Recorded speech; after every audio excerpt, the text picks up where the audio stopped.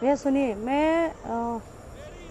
मैं गई थी लखनऊ से आ रही थी और रात को करीब 9:30 बज गया था।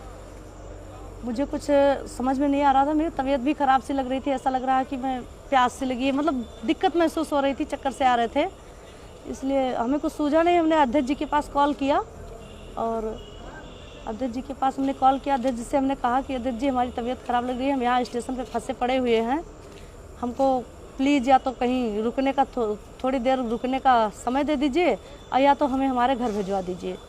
तो अध्यक्ष जी बहुत व्यस्त थे, बोले कि अभी थोड़ी देर रुको, 10 मिनट के बाद मैं आता हूँ। मैंने इंतज़ार किया, अध्यक्ष जी आए और फिर उन्होंने रिसीव किया और उन्हें फिर उनका कोई अर्जेंट कॉल आ गया, तो बोले कि अभी मैं कहीं जा रहा हूँ किसी को छोड़ने और आता हूँ।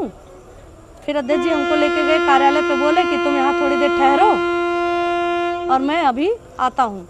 जैसे ही मैं जा रही थी, 2-3 सीढ़ी चढ़ी, चौथे सीढ़ी जैसे क्रॉस की, हमें ऐसा लगा कि मेरा हिल वाली सैंडल पहनी थी, मेरा पैर फिसला कि चक्कर सा आ गया। मैं ऐसे हाथ जैसे पीछे की कि सर जी पीछे खड़े थे, हमको थाम लिए और उन्होंने मुझे सहारा दिया। पैर फिसलने से अगर मेरा पैर भी टूट सकता था, मेरी और भी कहीं चोट आ सकती थी, सिर में चोट आ सकता था, बस यही बात है। और अध्यक्ष जी ने हमको कमरे तक छोड़ा और बोले आप तुम यहाँ अंदर रुको, मैं थोड़ी देर बाद अभी आता हूँ तो तुम्हें घर भिजवा देता हूँ किसी से। बस भैया इतनी सी ही बात है, इतनी सी ही बात है। अब इसको चाहे कोई गलत सोचे या अच्छा सोचे, अध्यक्ष जी ना कभी गलत थे ना कभी हैं हमारी नज़र में। मैं पिछले करीबन 3-3.5 सालों से उनको जानती हूँ और हमारे पारिवारिक संबंध रहे भी हैं उनके यहाँ से, हमारे यहाँ से अध्यक्ष जी से पारिवारिक संबंध रहे हैं, इसलिए मैंने भरोसा करके उनके पास कॉल किया और किसी के पास कॉल नहीं किया। नहीं भैया बहुत अच्छे इंसान हैं और मेरे पिता तुल्य हैं, चाहे मैं बड़ा भाई मानूं या अपना पिता मानूं, और पिता तुल्य ही हमारी सारी फैमिली मानती है। हमारा भाई, हमारे हस्बैंड, हमारे 2 बच्चे भी हैं। मैं लड़की नहीं हूँ, मैं अनजान बच्चा नहीं हूँ कि मैं किसी को, कोई मुझे बहलाएगा, कोई मुझे फुसलाएगा, ऐसा कुछ भी नहीं है। और जो सोच रहा है गलत सोच रहा है। इतने लोग अफवाह जो उड़ाए हैं मेरे खिलाफ, मैं कंप्लेन थाने में कर दी हूँ। अगर नहीं मानेंगे तो मैं मानहानि का दावा भी करूँगी, महिला आयोग जाऊँगी। और भैया मेरे भी इज्जत है, या माननीय अध्यक्ष जी के पास भी इज्जत है, वो ऐसा कुछ समझते तो किसी लेडीज को क्यों सहारा देते? नहीं ना, ये गलत है, अफवाह है, ये राजनीतिक मैटर है। अब ये लोग राजनीति के ऊपर उस पर ले जा रहे हैं, ऐसा कुछ नहीं है। मेरा फैमिली व्यवहार है, फैमिली संबंध है अध्यक्ष जी से। अब पिछले 3.5 सालों से मैं उनको जानती हूँ। मुझे आप बताओगे या कोई बताएगा कि अध्यक्ष जी कैसे हैं?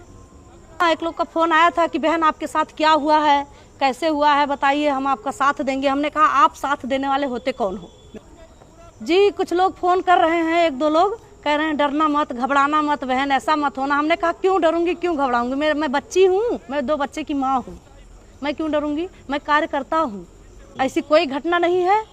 और अध्यक्ष जी को लेकर अगर बदनाम कर रहे हैं तो उनको मैं पिछले 3.5 सालों से जानती हूँ, उनके साथ मेरे मतलब पारिवारिक व्यवहार रहे हैं और उन पर मैं भरोसा करती हूँ, करती रहूँगी।